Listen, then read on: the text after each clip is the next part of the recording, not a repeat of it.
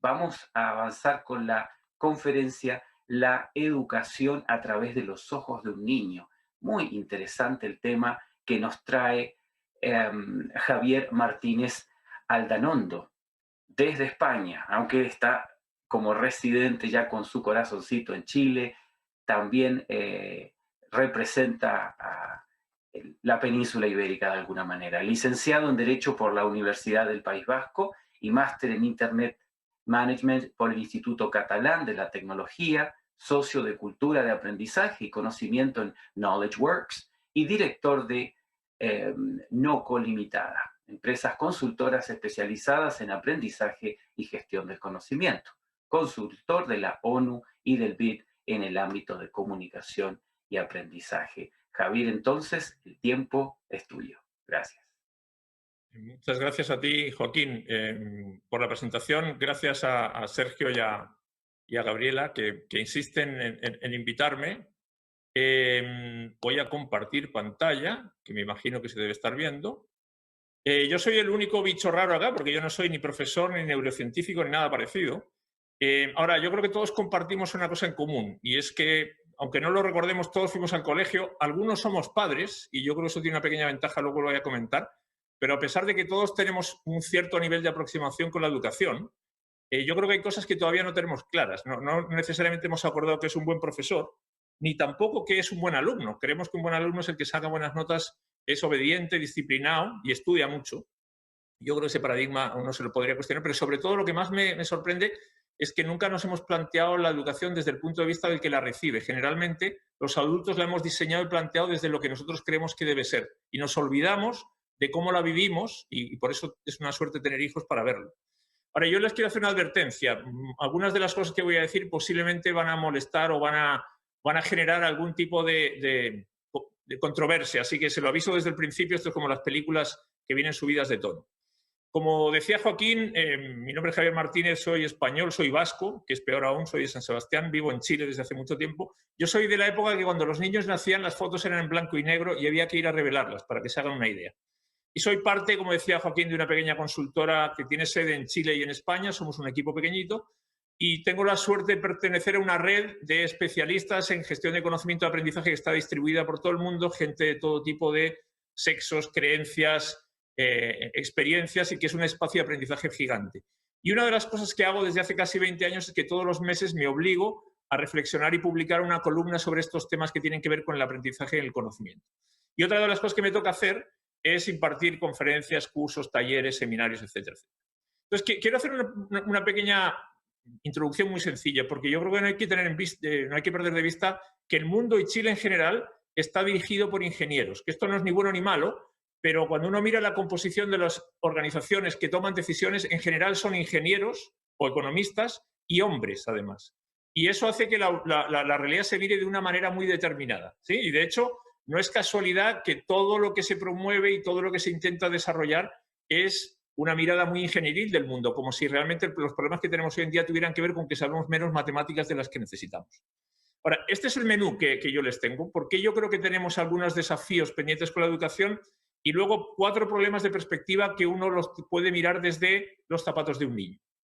¿Okay? Entonces, parece que hay un cierto consenso de que la educación tiene dificultades. Ahora, una cosa es afirmarlo y otra cosa es decir, bueno, ¿y esto en qué nos basamos? Porque es muy fácil decirlo, pero uno tiene que entender por qué es así.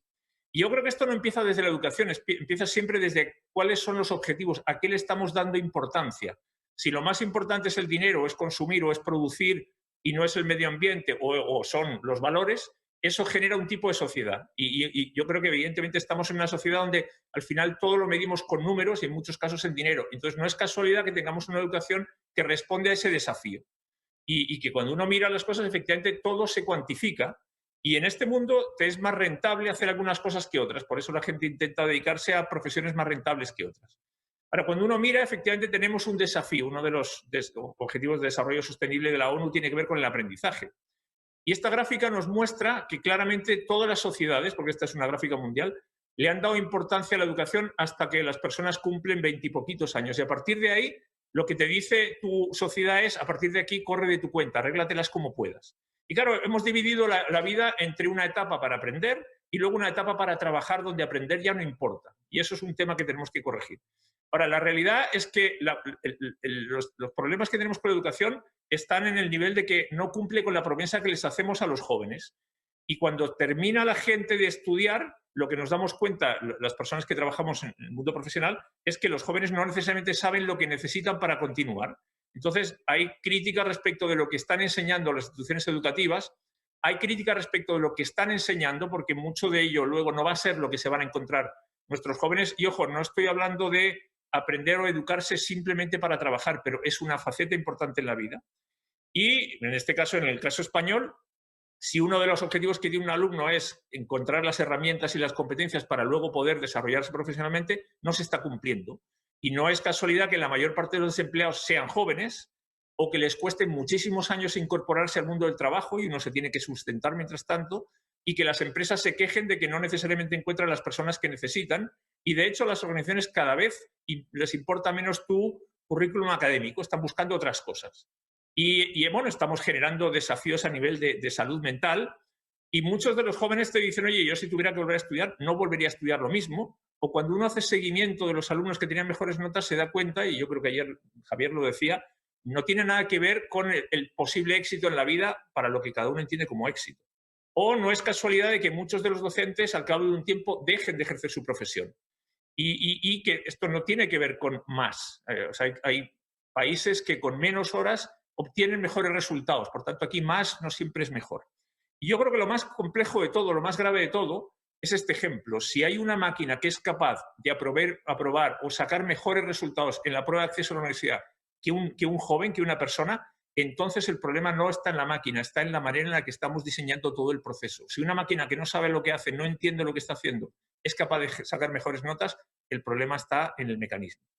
Entonces, lo que hemos hecho hoy para facilitarnos la vida es medir la educación con números. No solo la educación, la vida la medimos con números.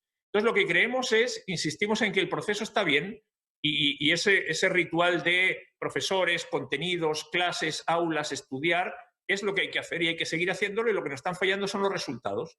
Entonces, como Chile o cualquiera de los países no sale bien rankeado en las pruebas PISA, tenemos un problema con la educación. Y si Chile apareciera en los primeros lugares, haciendo lo mismo, estaríamos felices. Ahora, esto significa que es muy fácil encontrar los culpables. ¿Por qué nos pasa esto? Porque los profesores no enseñan bien. Y además, porque los alumnos no responden lo que hay que responder. Porque cuando te hacen esta pregunta, bueno, tú dices, aquí está la X, y claro, esto es una respuesta incorrecta, o, según se mire, puede ser que la pregunta sea la que está incorrecta. Entonces, si tenemos malos profesores, además tenemos alumnos que no quieren estudiar. Y es muy fácil entonces encontrar los culpables. Necesitamos que los alumnos estudien más y que los profes enseñen mejor. Yo creo que el problema va por otro lado totalmente distinto. Yo creo que si tenemos problemas no es por culpa de los profesores, que siempre podrán mejorar, ni de los alumnos, que no creo que sean mejores, al contrario. Yo creo que tenemos a la mejor generación de la historia, no porque genéticamente sea distinta o superior, sino porque se aprovecha de todo lo que aprendieron las generaciones anteriores, y las que vengan después serán todavía más inteligentes. Y no es un problema de infraestructura, nunca hemos tenido mejores medios, nunca hemos tenido más tecnología a nuestra disposición. El problema es el modelo, es un modelo que ya no responde a lo que necesitamos.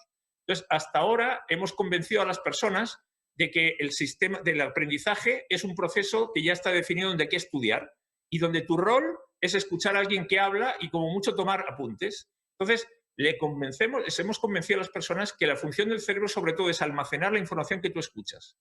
Luego lo que tienes que hacer es recordarla, al menos durante el lapso suficiente como para responderla de la manera que se espera en un examen. Y si cumples con eso, te va bien. Y para eso sirve tu cerebro. Y yo creo que realmente estamos menospreciando la capacidad que tiene nuestro cerebro. Esa capacidad es inútil y la van a hacer las máquinas. Ahora, yo sin embargo creo que tenemos buenas noticias porque estamos en el siglo de la educación. La pandemia nos ha demostrado que lo más importante de todo, que adaptarse a una pandemia es aprender. Entonces, las organizaciones, el mundo va a depender no de lo que sabes, sino de la gente que sigue siendo capaz de aprender. Y, de hecho, la salud y la educación van a ser dos pilares del mundo que nos viene. O sea, yo creo que deberíamos ser optimistas en ese sentido. Y, de hecho, sorprendentemente, esto fue antes de la pandemia, ya hay países que se están planteando extender esa gráfica que yo les mostraba antes. El aprendizaje no puede terminar a los 23. Una sociedad con ciudadanos educados siempre va a ser una sociedad muchísimo más desarrollada y, por tanto, hay que apoyar el proceso durante toda la vida. Y por eso el proceso de aprendizaje ya no termina, ya no son asignaturas, ya no son cursos, es un proceso. Esto a modo de introducción de por qué yo creo que tenemos algunas cosas que mejorar ahora. Si lo vemos desde el punto de vista de los niños, pasan cosas muy interesantes. Miren, mi hijo Íñigo, cuando era chico, salía corriendo a buscar el diario para leer los resultados de su equipo favorito. Unos años después hay que perseguirlo para que lea. Entonces uno dice, bueno, pero ¿qué es lo que ha pasado aquí? ¿Por qué se da esa situación en la que antes él iba feliz? No sabía que estaba leyendo, sino que estaba cumpliendo un objetivo que le interesaba, que era informarse de su equipo, y hoy en día no hay manera de hacerlo. Y bueno, lo que nos pasa es que todos hemos sido niños y no nos acordamos cómo era el proceso de aprender, y por eso es interesante cuando uno tiene hijos, uno lo que observa es cómo ocurre el proceso de aprendizaje natural, porque tú no te acuerdas cómo aprendías cuando tenías un solo año. Entonces, ¿qué es lo que ocurre? Que el proceso de aprendizaje natural y el proceso de aprendizaje en el colegio no tienen nada que ver. Lo que hemos diseñado para que ocurra en las aulas es un proceso que es rentable, es masivo, es cómodo, es ingenieril, es medible, pero no tiene nada que ver con la manera en la que los niños aprenden realmente.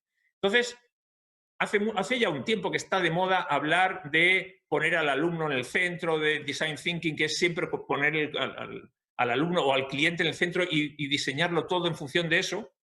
Pero claro, para poner al alumno en el centro y no decirlo, para hacerlo, uno tiene que ser empático, y para ser empático tiene que sacarse los zapatos, tiene que ponerse los zapatos del otro, pero antes de ponerse los zapatos del otro tiene que sacarse los suyos. Y nosotros en general o no nos ponemos en el lugar del otro, o cuando nos ponemos no nos sacamos previamente nuestros zapatos.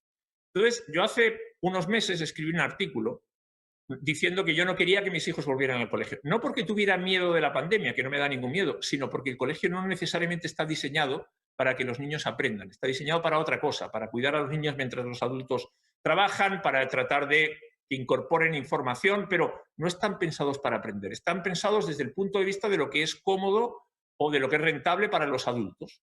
Entonces, yo creo que es interesante mirar cuál es la pérdida, cuál es el trauma que les generamos a los niños cuando pasan de un ambiente durante 4 o 5 años, siguen el proceso de aprendizaje natural, y a qué tienen que renunciar y cuál es la pérdida que hacen, qué cosas dejan ir cuando se tienen que incorporar a ese mecanismo que hemos diseñado desde una sociedad industrial para que cumplan con los roles y los objetivos que esperamos de ellos. Entonces, fijaros, pasan de un ambiente que es mucho más democrático, entre comillas, a una dictadura donde ellos son simplemente un elemento, un eslabón de una cadena donde tienen que hacer lo que alguien ha planificado para que hagan, ¿sí? Entonces, voy a mencionar esos 9 elementos. Seguramente hay muchos más, son discutibles, pero fijaros, el primero de ellos es que aprender se convierte en una obligación. Cuando tú vas al colegio, tú estás obligado a aprender. Esto no depende, o sea, no es si te apetece. De hecho, en todo el mundo, la educación no es un derecho, es una obligación. Los niños están obligados a ir al colegio. Eso podría ser discutible, pero todas las sociedades entienden que necesitan tener personas instruidas y, por tanto, tú no te puedes quedar en tu casa. Y a ti, si tú no llevas a tus hijos al colegio, te vienen a buscar. Entonces, fijaros, cuando uno piensa quién te obligó a ti a aprender cosas cuando eras pequeño, nada de lo que tú aprendiste en esos años previos al colegio ocurrió por obligación. Tú aprendiste a hacer las cosas porque te interesaban. Y, sin embargo, cuando uno llega al colegio, ya no importa lo que a uno le interesa. Esto es una imposición. Estás obligado a hacer algo, te guste o no te guste. Y ya sabemos cómo respondemos los seres humanos a imposiciones. Entonces, fijaros, es curioso porque aprender pasa de ser una herramienta que a mí me permite conseguir mis objetivos. Yo, cuando soy pequeño, no soy consciente de que estoy aprendiendo. Aprendo para hacer algo, a ser...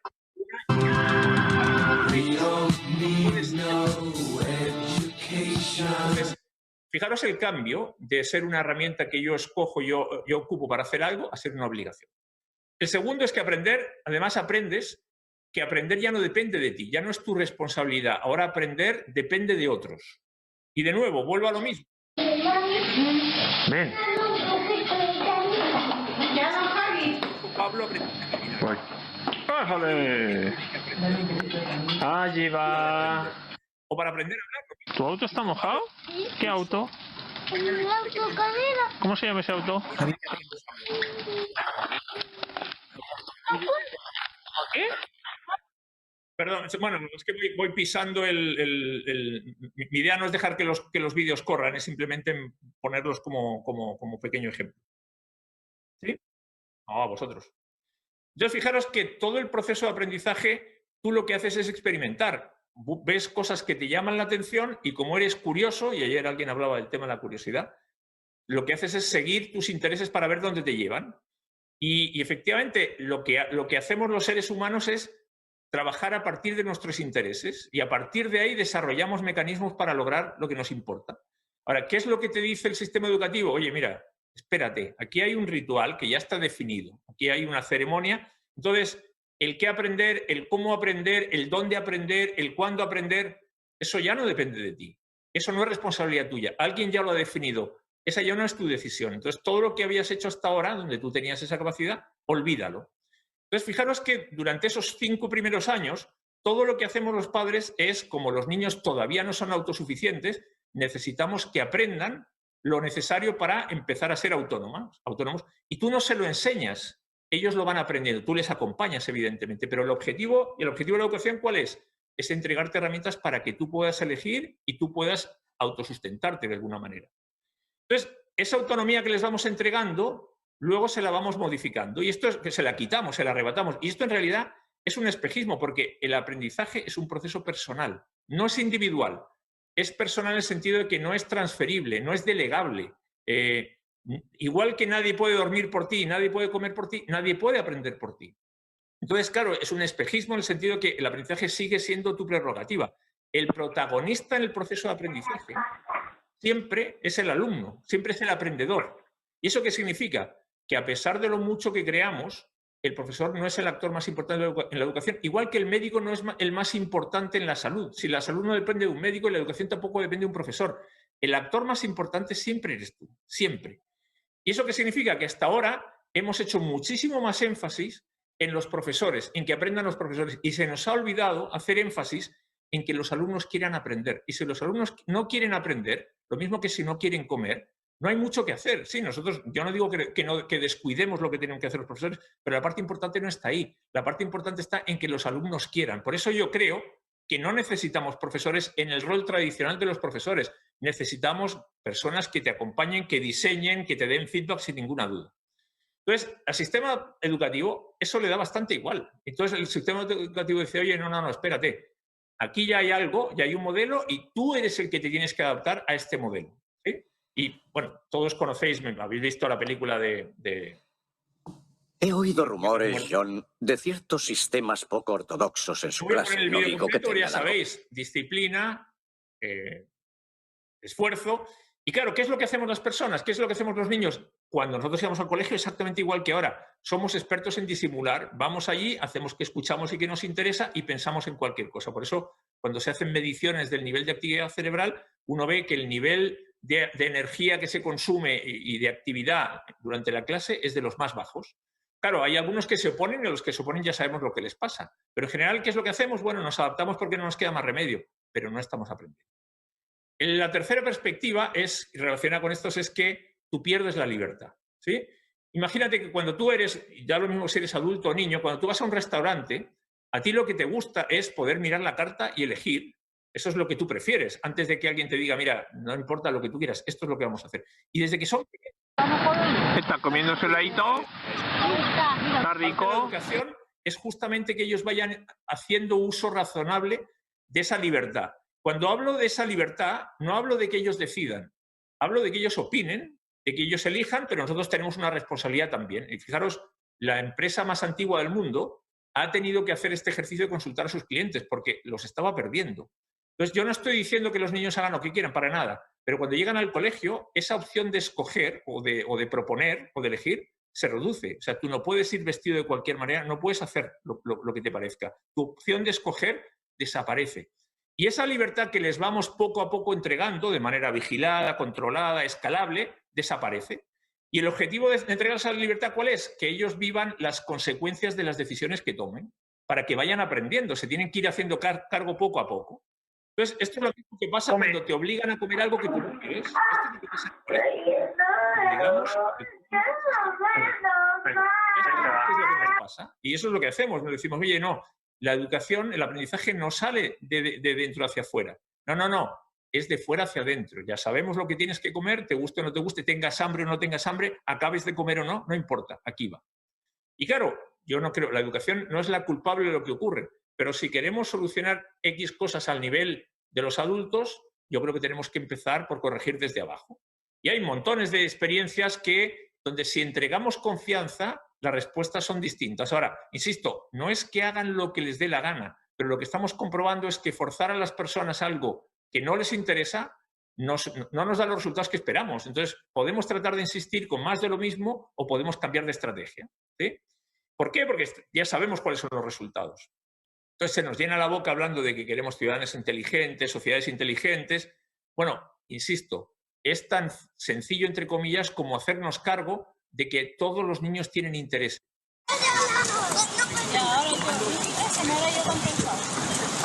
Crear montones de instancias. Antes Jesús a primera hora estaba mostrando ejemplos de proyectos diseñados desde esas cosas que los hacen irresistibles para ellos. Contarles una historia, someterlos a una situación que para ellos es irresistible y para que al mismo tiempo aprendan las cosas que nosotros queremos. Si para mi hijo es irresistible el fútbol, yo soy capaz de enseñarle a leer sin que él se dé cuenta, ¿sí? El cuarto punto tiene que ver con que les hemos convencido de que para aprender uno tiene que ir a un lugar físico concreto y a una hora específica. O lo mismo, si no estás en un aula, no estás aprendiendo. Y el aula es un invento del mundo físico, es un invento que se ha demostrado en la pandemia que además nunca fue verdad, es cómodo. Es de la época en la que para aprender tú tenías que ir a un sitio que era donde estaba la información. Hoy ya no está la información en un sitio físico. Entonces, fijaros, esta era la reacción hace centenas, hace siglos. Es la misma que hoy, no ha cambiado mucho la distribución de las aulas. Y bueno, ¿qué es lo que pasa? Que los niños en general se niegan a ir al colegio. Nosotros no queríamos, pero éramos, yo creo que más dóciles. Hoy en día los niños te dicen que no. Entonces la pregunta es, oye, ¿cuál es el mejor lugar para aprender? Y la respuesta es, bueno, el mejor lugar para aprender es donde en teoría luego voy a aplicar lo que aprendí. No puedo aprender a manejar un auto lejos de un auto, sin ver un auto, el vídeo que ponía antes sobre no puedes diseñar un guante si no conoces una mano. Tendré que aprender, ojalá, en el lugar donde lo voy a aplicar. Y un aula es un invento artificial que, de nuevo, nos facilita muchas cosas, nos permite escalar la educación.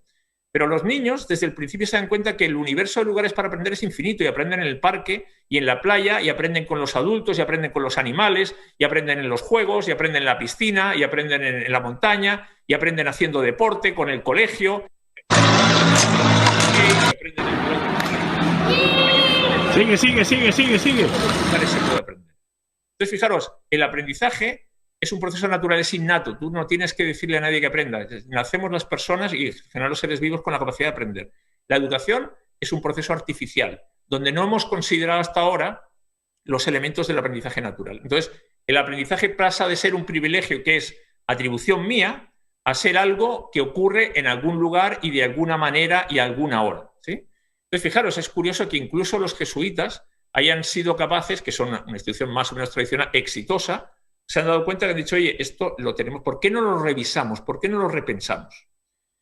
El quinto punto tiene que ver con el qué aprender, ¿sí? Y eso, de nuevo, ya está definido. Ya hay un currículum que alguien decidió que si uno se quiere tomar la molestia de mirarlo, el que tenemos actualmente, que es el mismo que estudié, muy parecido hace 50 años, el origen está a finales del siglo XIX en Harvard. O sea, no hemos cambiado prácticamente el qué aprender. Fijaros, yo cuando era pequeño iba al colegio me tuve que aprender el Nuevo Testamento, yo creo que con 7 años. Entonces, ¿a quién se le ocurre que un niño se tenga que aprender algo que no es capaz de entender? Bueno, en tu casa tú tienes la libertad para decidir sobre qué cosas te llaman la atención y qué te interesa, ¿sí? Entonces, ¿qué es lo que hacen los niños? Todos. Bueno, juegan a lo que les interesa, no a lo que no les gusta. Y cuando ellos lo deciden, tienen esa prerrogativa. Y cuando hay algo que les llama la atención, te preguntan. No les tienes que decir que te pregunten. ¿Y qué hacen? Bueno, se concentran en aquello para lo que la curiosidad les dirige su atención. Y es muy raro ver un niño que no hace nada, tumbado mirando al techo. Es muy raro, están en permanente actividad. Entonces la pregunta es, bueno, ¿y quién decide entonces el momento para aprender? ¿Lo decidimos nosotros colocando un currículum diciendo que hoy se aprende a las 9? Bueno, el aprendizaje ocurre cuando alguien quiere aprender, no cuando alguien quiere enseñar. Por más que nos resulte cómodo y por más que nosotros creamos que somos el actor principal. Y eso lo entienden incluso los padres. Los padres no son pedagogos, pero parece que no hace falta, por lo menos para algunas cosas, entender que uno tiene que entregar esas esferas de libertad. Sin embargo, en el colegio, alguien ya decidió ese menú por ti. Y tú no tienes nada que decir ahí. Entonces, ¿es importante que aprendan las cosas que les estamos enseñando cuando la mayor parte de los adultos son incapaces de recordar casi nada de lo que aprendieron en el colegio? El problema es que esa pregunta no tiene muchas posibilidades de prosperar porque todavía no hacemos ese ejercicio de reflexión para decir, oye, para el siglo que viene, ¿tiene sentido seguir insistiendo en más matemáticas, en más física, y en más química, y en más lenguaje? Y en el caso de la universidad es todavía más grave porque la universidad te hace la promesa de que te entrega un título para que accedas al mundo del trabajo. Los jóvenes no van a la universidad para aprender. Van a la universidad porque saben que es la etapa que tienen que superar para tener un título que les permita acceder al trabajo. Ese es su objetivo. El problema es que la universidad hoy en día ya ni siquiera te puede hacer esa promesa de decir, tú ven acá y compra un título que te vas a tener acceso al mundo del trabajo. No es así. Y esa debiera ser una de las prioridades. Está bien que haya investigación, pero para la mayor parte de la sociedad lo que espera la universidad es que te prepare para el mundo profesional. Hoy en día la universidad, como en general la educación, en el caso de Chile además, es sobre todo un negocio. Y eso va a poner en riesgo, yo creo, el futuro y la supervivencia de las instituciones educativas tal y como están diseñadas hoy. Ahora, en ese mundo, todo ya está pensado. Entonces, ese ritual de la hora, del tiempo que tiene que durar, todo eso ya está pensado de antemano. Y de nuevo, no podemos nunca perder de vista que el aprendizaje no es un fin, es un medio para lograr algo, ¿sí? Y claro, es muy difícil que les podamos motivar y seducir y entretener cuando le estamos haciendo cosas o entregando cosas que para ellos no son las que les interesan. ¿Por qué no nos ponemos realmente sus zapatos y nos preguntamos qué le interesa y cómo me puedo tomar de ese interés? Otro aspecto que a mí me parece bastante raro es por qué hacemos el mismo menú para todos, el café para todos, cuando sabemos que la vida para cada uno va a ser distinta. Antes podíamos tener algunas limitaciones, hoy en día tenemos montones de herramientas que nos permiten realmente entregar un abanico de posibilidades donde cada uno pueda escoger en función de sus intereses. Y por eso es tan poco coherente que todo el mundo aprenda lo mismo, al mismo ritmo, al mismo lugar, cuando todos somos distintos y vamos a hacer cosas diferentes. Y de nuevo, por suerte, empieza a haber instituciones, empieza a haber iniciativas que se plantean buscar mecanismos diferentes. El modelo que tenemos hoy, no hay que perder de vista, se diseñó para un mundo distinto, que no era ni mejor ni peor y no fue hecho a mala fe, pero para ese mundo yo necesitaba ciudadanos disciplinados, obedientes. Yo no necesitaba gente creativa y con pensamiento crítico. No. Yo necesitaba gente que fuera eficiente y que hiciera lo que se le pedía. Y por tanto, ese es el tipo de currículum que se diseñó. El sexto punto tiene que ver con el cómo. Lo anterior tenía que ver con el qué. Bueno, el cómo aprender también es poco natural. El proceso de aprendizaje de todos los niños. A ver qué se hizo ahí. Ah, ¿tiene una yayita? Sí. ¿Qué le pasó? Me pegué ¿Con qué? con la casa. Pucha, la casa loca. Pucha, que somos locos, ¿verdad? Aprendiendo a subir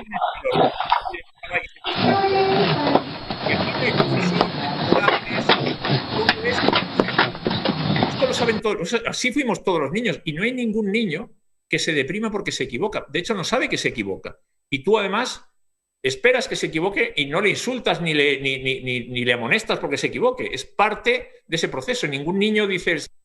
A la 1, a las 2 y a las 3. Luego,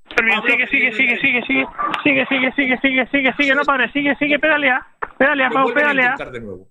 Sin embargo, cuando llegas al colegio, tú dices, oye, espérate, esto no es aprender, no es hacer, no es practicar, es escuchar a un profesor y repetirlo.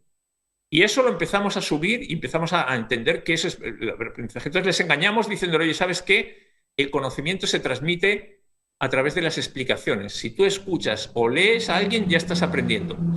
Claro, eso ojalá fuera tan sencillo, pero eso es una trampa. La mayor parte de la gente olvida las cosas que escucha. Entonces ese modelo de yo sé, tú no sabes, yo te cuento, tú me escuchas, y donde la mayor parte del esfuerzo lo hace un profesor, de nuevo, tiene muy poco que ver con el aprendizaje natural. Y fijaros, hay una serie de prácticas que son un contraste gigante entre lo que pasa en la casa y lo que pasa en el colegio. Fijaros, en casa insistimos, hacemos todo el esfuerzo porque los niños colaboren. Y de hecho las personas, hay investigaciones que demuestran que nacemos colaborativas.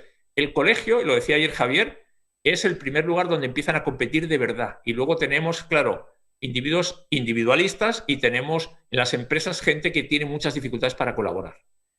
Y esto está demostrado que el ser humano, a donde ha llegado, ha sido por su capacidad de colaborar. Y el mundo que viene de aquí en adelante depende de nuestra capacidad de colaborar. En casa le ayudamos y le damos feedback en general positivo. En el colegio recibe poca ayuda porque cuando tengo un profesor y 30 niños es muy difícil y en general el feedback no es necesariamente positivo. En casa pregunta las cosas que le importan. En el colegio te valora no por las preguntas, porque no puedes tener a 30 niños preguntando, sino por las respuestas, que además son correctas. Y aprender, no nos podemos olvidar, depende de hacerse preguntas. Y los niños preguntan siempre lo que les interesa y no saben. Y por eso es tan importante cuando un niño te pregunta, ¿sí? En el colegio las preguntas no son tuyas, son del profesor. Entonces tú no aprendes porque no te importa la respuesta, ¿sí? Y por eso la creatividad tiene en realidad que ver con la capacidad de hacer buenas preguntas.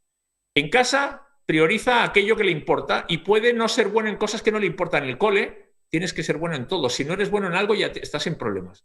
En casa tiene montones de herramientas a su disposición y puede decir cómo usarlas. En el colegio muchas de ellas están restringidas. En casa... ¡Ya! ¡Corre, Iñi! El ejercicio físico.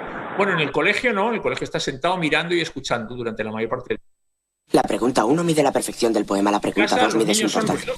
Y una vez estas preguntas han sido contestadas, determinar la grandeza de un poema resulta una tarea fácil. Si la en el colegio el mejor lugar para interactuar es el recreo, que es la actividad más corta. En casa uno siempre puede jugar, siempre puede interactuar.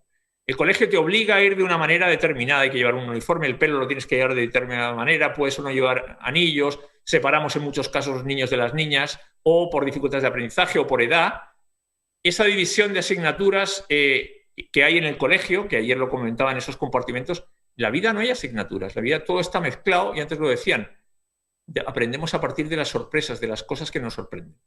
Los padres usan metodologías que no conocen conscientemente, pero que son las que siempre ha usado el ser humano para transferir conocimiento. El ejemplo y las historias. Y en general en el colegio desaparecen las historias.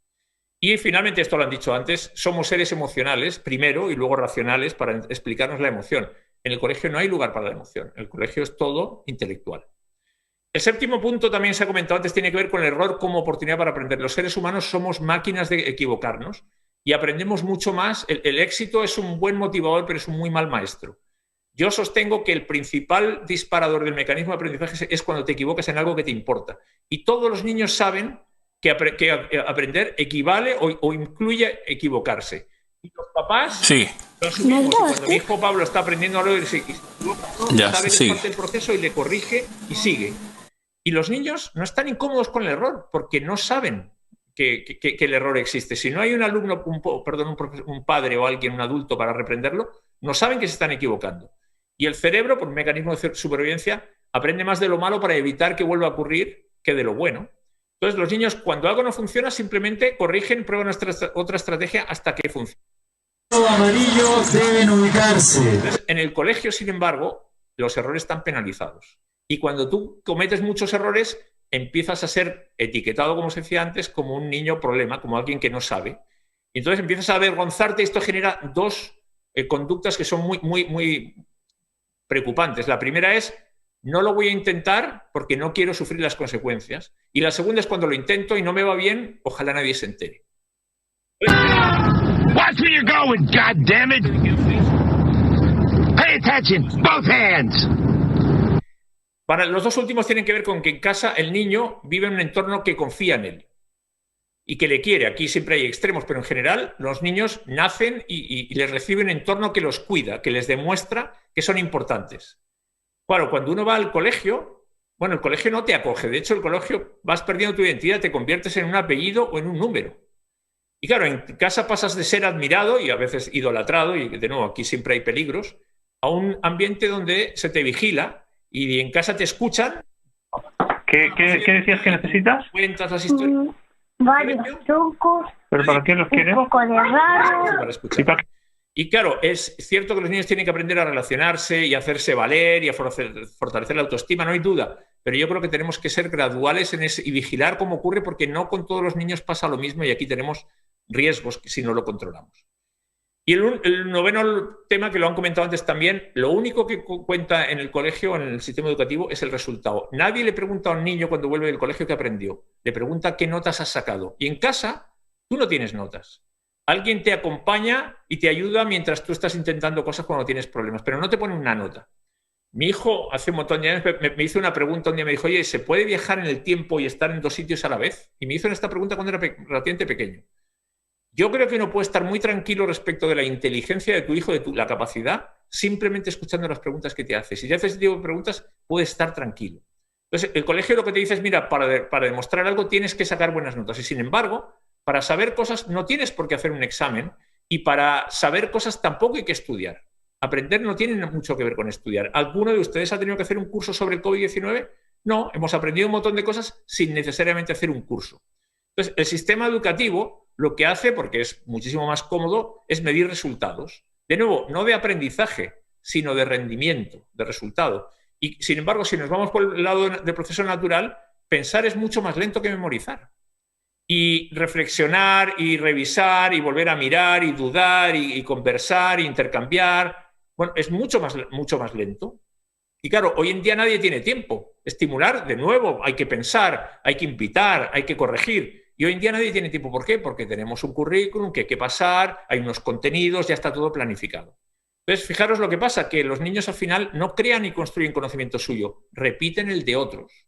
Y esto yo creo que en el mundo al que nos enfrentamos no es una buena estrategia. Voy con las conclusiones. Miren, voy a hacer un poco de historia. La primera vez que Sergio me invitó a este evento fue hace 6 años, el 2014. Y cuando terminamos nos fuimos a cenar, por eso yo antes le contaba a Sergio cuando fuimos a cenar al Hotel Galería, ahí está Sergio con bastante menos barba. Y después de este seminario, cuando se habían tomado unos tragos, yo aproveché y les hice una pregunta, que espero que Sergio y la Gaby se acuerden. Les dije, oigan, ¿el cerebro tiene capacidad finita? Y todos me dijeron lo mismo. Por supuesto, todo dispositivo físico tiene límites. Entonces yo pensé, ok, eso significa, entonces no podemos equivocarnos al decir qué hacemos con el cerebro, porque no lo puede hacer todo. No tiene capacidad para hacer todo, entonces hay que priorizar. Y la pregunta es, bueno, ¿para qué tiene sentido entonces usar el cerebro y para qué no lo tiene? Y yo creo que en un proceso que estamos viviendo, miren, el cambio forma parte de la historia del ser humano siempre. O sea, nos creemos que somos los primeros, no somos los primeros. Lo único que nos está pasando a nosotros distinto es que esto cada vez va más rápido. Entonces, este cambio que va acelerándose tiene un impacto y es que hace que el conocimiento caduque. Lo que tú sabes hoy es posible que mañana ya no sea igual de útil que hoy. Eso antes no pasaba, antes los procesos eran más largos. Eso hace que aprender sea incluso más importante que saber. Y fijaros, no todo lo que aprendemos es lo mismo. Hay una parte que es aprender lo que ya se sabe, que es la historia de nuestra civilización, lo que ya sabemos que se sabe. Y esto es lo que hace el sistema educativo. Te enseña las cosas que sabemos y las divide en asignaturas. Yo no voy a decir que esto no sea importante, pero el problema es que no es suficiente. Y de hecho, todo esto cada vez más lo vamos a automatizar. Y de hecho, tus hijos van a competir mañana no solamente con otros niños, con máquinas. Y las máquinas tienen mayor capacidad que nosotros de almacenar información y procesarla, que es lo que estamos haciendo con los niños en el colegio. Ahora, otra cosa distinta es aprender lo que no sabemos. La pandemia es un desafío porque nos obliga a aprender algo, desarrollar una vacuna, que no sabemos hasta ahora. Y eso toma un montón de tiempo, un montón de plata, un montón de muertos. Entonces, por eso yo creo que tenemos que hacer sobre todo énfasis en aprender del futuro. Porque el camino que sigue no es una prolongación del camino que seguíamos hasta ahora y por tanto lo que conocemos del camino que hemos recorrido no necesariamente nos sirve para el camino que sigue. Y por eso yo creo que tenemos que dejar de usar mapas. Los mapas caducan de un día para otro, te muestran una realidad que ya no es la de verdad. Y necesitamos aprender a usar brújulas y usar brújulas te obliga a desarrollar otras capacidades y a tomar unas decisiones diferentes. Eso, entre comillas, y esta palabra está muy prostituida, obliga a desaprender. Desaprender no es borrar lo que sabes, no es olvidarte, que más no lo puedes hacer. Desaprender es dejar ir las cosas que sabías hasta ahora e ir sustituyéndolas por otras cuando te das cuenta que las que sabías ya no te funcionan. Y de hecho se lo tienes que agradecer porque te han traído hasta aquí, pero ya no son lo que necesitas. Y por eso yo creo que... ¿5? Sí. Súper. Tenemos que rediseñar el aprendizaje y pasar de transmitir lo que ya existe, que es ese mundo de asignaturas, eso que ya sabemos, y concentrarnos en que las personas sean capaces de desarrollar conocimiento bajo su propio criterio, con sus propias ideas, a desafíos nuevos para los que el pasado no necesariamente es una respuesta. Y por eso yo creo que hay que olvidarse de enseñar tanta asignatura y tanta matemática, todo eso ya está, ya se sabe. Y tenemos que cultivar las capacidades que traemos los seres humanos. Y aquí tenemos una ventaja. Todas estas capacidades que yo nombro aquí, todas son innatas. Todas las personas nacemos con capacidad de imaginar, de crear, somos flexibles. Otra cosa es que las desarrollemos más o menos, tengamos oportunidad para hacerlo, pero todo esto viene de serie. A partir de esto, uno puede construir un modelo totalmente distinto. Entonces, fijaros, basta con preguntarse cuántos niños se levantan todas las mañanas felices de ir al colegio. Bueno, ya sabemos lo que está pasando. El mensaje que les entregamos es muy grave. Es decir, oye, ¿sabes qué? Olvídate de lo que tú has hecho hasta ahora porque vas a ir a un lugar donde todo eso ya no funciona, donde no importa lo que tú habías hecho hasta ahora. Y donde aprender ahora es sinónimo de estudiar. Y yo insisto, estudiar para aprender no hace falta estudiar. Estudiar es entre comillas, una mentira que hemos creado para ayudar a la gente a memorizar cosas para sacar buenas notas. ¿Y qué es lo que pasa a los alumnos que no sacan buenas notas? Bueno, que empiezan a tener un complejo de que son tontos o se sienten inferiores. Claro, es muy difícil que a una persona le vaya bien en algo que no le... A ver, ¿cómo haces, Pau? Entonces, es curioso porque durante los primeros años les empiezan a salir alas, las empiezan a usar y cuando las empiezan a usar se las cortamos, le decimos, oye, lo siento, pero esto que estabas haciendo, olvídalo. Entonces, que no deberíamos sorprendernos de tener niños que nos damos cuenta que no florecen, que no dan de sí todo lo que tienen dentro, porque el sistema no les permite darlo. Entonces, es curioso de por qué máquinas de aprender que durante 5 años nos demuestran la enorme capacidad, de repente se vuelven indolentes. Porque, insisto, ¿por qué algo que para ellos era tan fascinante se convierte ahora en una restricción? Cuando todos los días nos demuestran que quieren aprender, pero claro, quieren aprender lo que ellos quieren aprender, de la forma que ellos lo quieren aprender y al ritmo que ellos lo quieren aprender. Porque, de nuevo, insisto, los niños siempre buscan, los seres humanos buscamos las cosas que nos interesan. Y cuando las encuentras, tú te dedicas a eso y nadie te tiene que obligar. Por eso esta frase de John Dewey, el pedagogo, hay que darle a las personas cosas que hacer que les interesen, no algo que aprender, no algo que estudiar, porque el hacer es tan potente que para hacer algo tú tienes que pensar y entonces podrás ir a buscar un contenido, irás a preguntarle a alguien o irás a probarlo. Entonces, dejemos de enseñar cosas y asegurémonos de que las personas aprenden a hacer cosas, ¿sí? ¿Y eso qué significa? Que ojalá la manera que tuviéramos de evaluar el examen final debiera ser, bueno, ¿qué quieres hacer tú en la vida? Sal con un proyecto, con un plan, aunque lo cambies 20 veces, pero define un norte. ¿Qué quieres hacer? Y por eso el objetivo de la educación para mí debería consistir en averigua las cosas que realmente te interesan, porque una vez que las descubres, ya nadie te tiene que obligar a aprender. Tú solo pones en marcha tu motor y te pones directamente a aprender. Entonces, ¿qué le tenemos que pedir a la educación? 1, que te ayude a conocerte a ti mismo. Y conocerte a ti mismo qué soy, quién soy, en qué creo, qué cosas me gustan, qué me interesa, qué quiero hacer. 2, aprender a relacionarse con otros. La vida depende de eso. 3, sale con ese proyecto final de lo que quieres hacer. Y 4, y esto es fundamental, entiende que tu vida depende de tu capacidad de aprender. Por tanto, tienes que saber cómo aprender y tienes que saber que durante toda tu vida tienes que reforzar esa capacidad de aprender.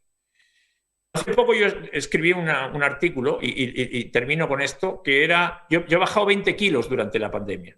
Y no tiene ninguna ciencia. ¿Por qué? Porque lo que hay que hacer para adelgazar, todos lo sabemos, ¿sí? Este es el ex entrenador de Nadal, y dicen, fijaros, las cosas son más simples. Si uno quiere hacer algo, lo hace, y si no, no.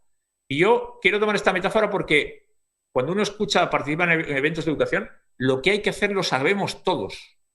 Todos sabemos cada vez más del cerebro, cada vez más de qué estrategias hay que implementar. Entonces la pregunta es, si ya sabemos lo que hay que hacer, igual que ya sabemos lo que hay que hacer para perder peso, nadie puede decir que no pierde peso porque no sabe lo que hay que hacer. No podemos decir que no sabemos lo que hay que hacer para ir corrigiendo. Entonces la pregunta final es, dejemos de decir lo que hay que hacer y hagámoslo de una vez. ¿A qué estamos esperando para implementarlo? No hay nada para mí más importante que aprender. O sea, aprender es sagrado y está claro que el mundo depende de los que tienen capacidad de aprender. Y esta es la última lámina. Fijaros en esta frase. El mundo se divide entre los que saben y los que no saben. El que sabe siempre domina. El que no sabe no le queda más remedio que obedecer. Esto es de Maquiavelo de hace 500 años. Ojo, es importantísimo asegurarnos de que las personas aprenden. Si alguien quiere la presentación, yo, bueno, evidentemente la regalo y me imagino que se compartirá. Y si alguien me quiere insultar y no se atreve a hacerlo directamente, ahí estará mi correo. Mil gracias. Javier, millón de gracias por esta tremenda experiencia que nos acabas de entregar. Muchas gracias de verdad, en nombre de Fundación 100 y Asociación Chilena de Neuroaprendizaje. Te cuento que tenemos algunas preguntas por aquí. Te voy comentando. Por aquí nos preguntan, ¿qué hacemos para que el niño aprenda hoy en día sabiendo que los menores ya no exploran? Permanecen en celulares y no les interesa otra cosa. Qué triste realidad esta que tenemos hoy en día.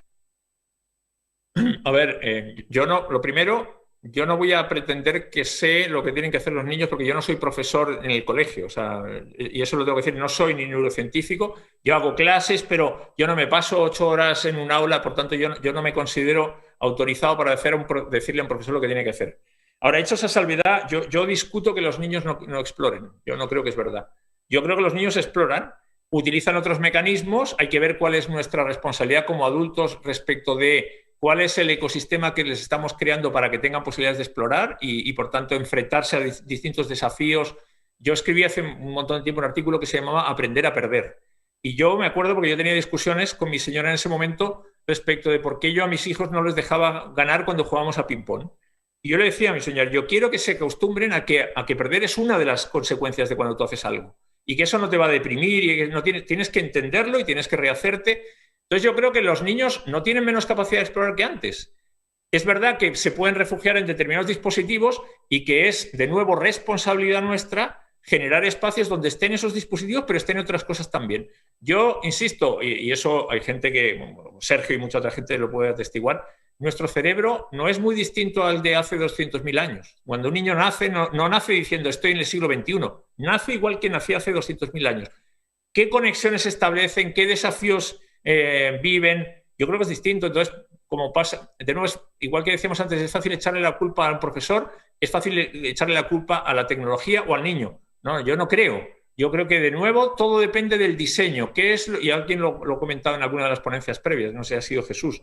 ¿Qué quiero yo que el niño aprenda? ¿Cuál será la mejor manera de hacerlo? La quinta pregunta es ¿cómo uso la tecnología para eso? ¿Cómo le voy a ayudar en el camino? Entonces, para mí es un tema de diseño de los adultos más de que los niños no tengan la energía. Todos los niños tienen la energía para aprender las cosas que les interesan.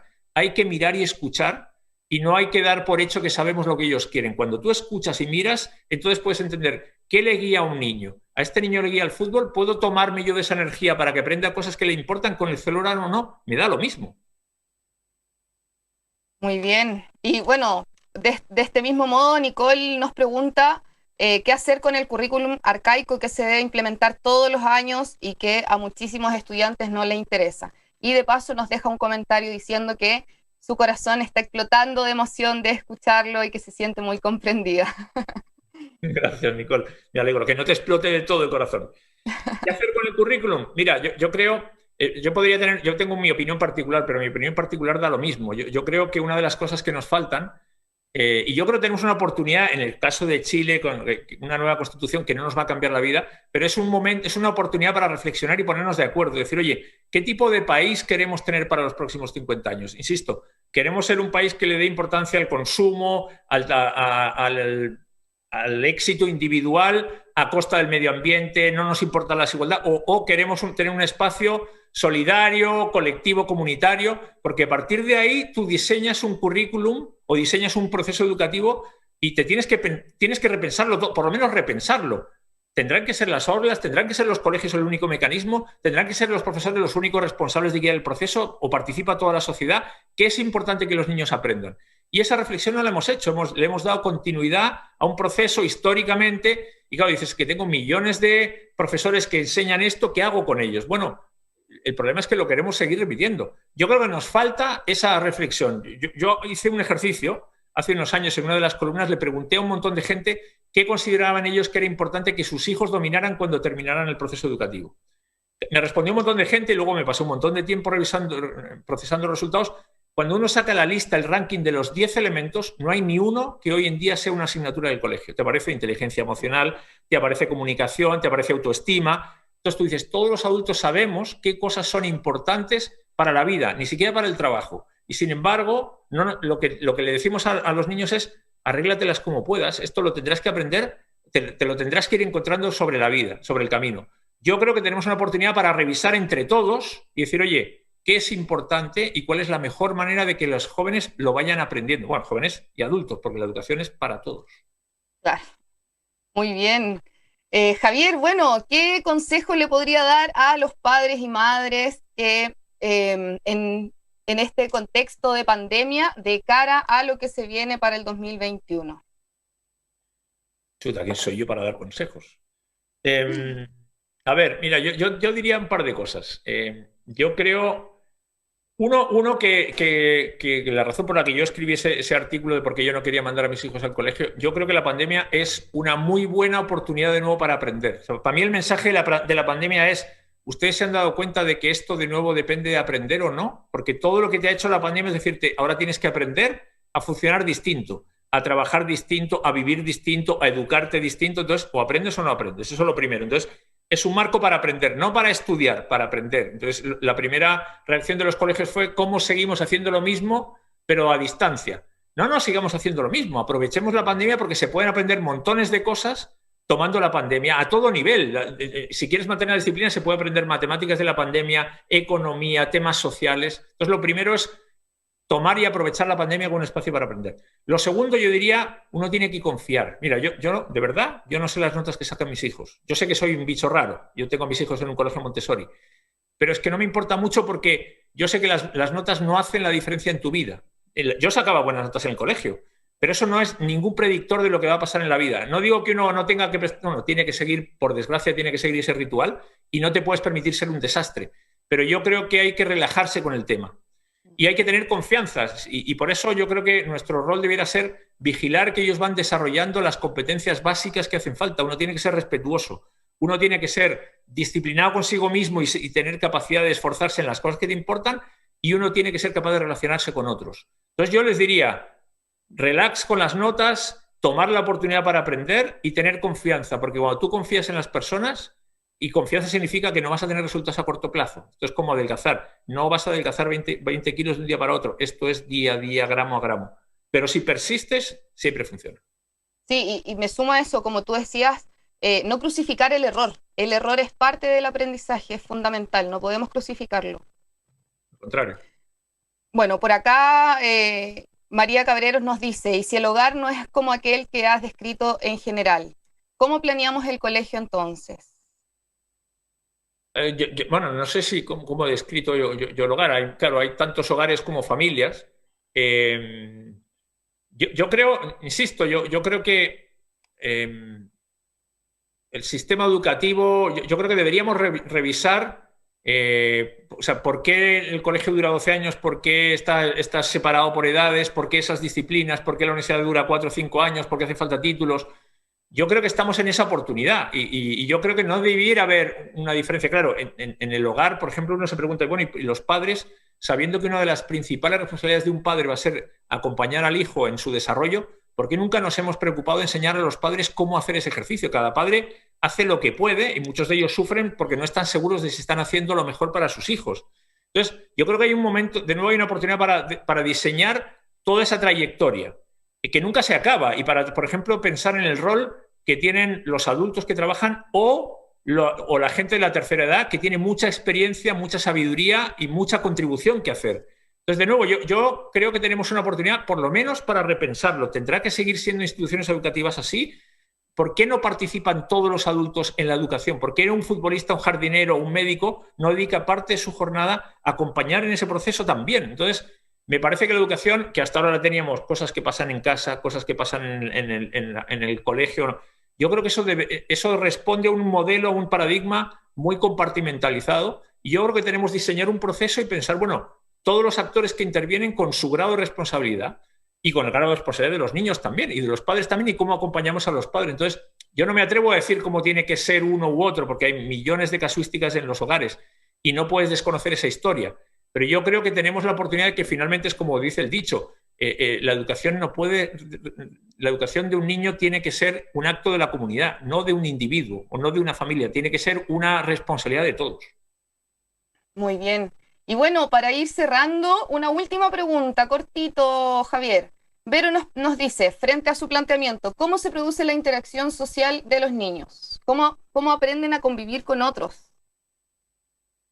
A ver, de nuevo, yo no soy especial, o sea, esto seguramente los pedagogos lo conocerán mejor, pero los seres humanos somos seres sociales, lo han dicho antes, necesitamos, y de hecho la colaboración y la cooperación es la razón por la que los seres humanos han llegado. Yo creo que uno tiene justamente, para mí, uno de esos 4 elementos que yo decía que son fundamentales, que yo esperaría que el colegio te facilitara, es aprender a relacionarte con otros. O sea, colaborar significa interactuar con otros, que es parte también de la inteligencia emocional, es conocerte a ti y conocer a los otros. Claro, para colaborar con otros tienes que saber cómo comunicarte. Y comunicarte con otros significa también confiar en otros, que yo creo que ha aparecido el tema de la confianza también. Para eso necesito generar espacios donde las personas tengan que relacionarse con otros, sepan cómo manejar los conflictos, sepan cómo respetar las opiniones de otros. O sea, es todo un diseño que para mí no se enseña. se aprende. Yo no te voy a hacer la asignatura de comunicación. Yo te tengo que poner en espacios donde tengas que comunicarte con otros para conseguir objetivos que ya no son individuales, sino que son grupales. Y para hacerlo corto, el sistema educativo y el sistema laboral es un sistema individualista. A ti te ponen una nota individual a ti no te ponen una nota por cuánto contribuyes con lo que tú sabes a la mejora de tus compañeros. Lo mismo que en las empresas en general, te pagan individualmente, te despiden individualmente. Mientras tengamos ese modelo, las personas piensan siempre en su propio beneficio, no porque sean unas cabronas, sino porque el sistema te lleva hacia preocuparte por ti mismo, porque para todo necesitas plata, tengo que conseguir plata como sea para sobrevivir. Entonces, si queremos desarrollar la capacidad de colaborar, desde abajo tenemos que generar instancias donde me merece más la pena compartir lo que sé y colaborar con otros que hacerlo por mi cuenta. Por mi cuenta no lo logro, apoyándome en otros sí. Perfecto, Javier. No sabes cuánto te agradecemos por haber estado aquí compartiendo el día de hoy con nosotros. De verdad, fue un placer escucharte. Muchas gracias.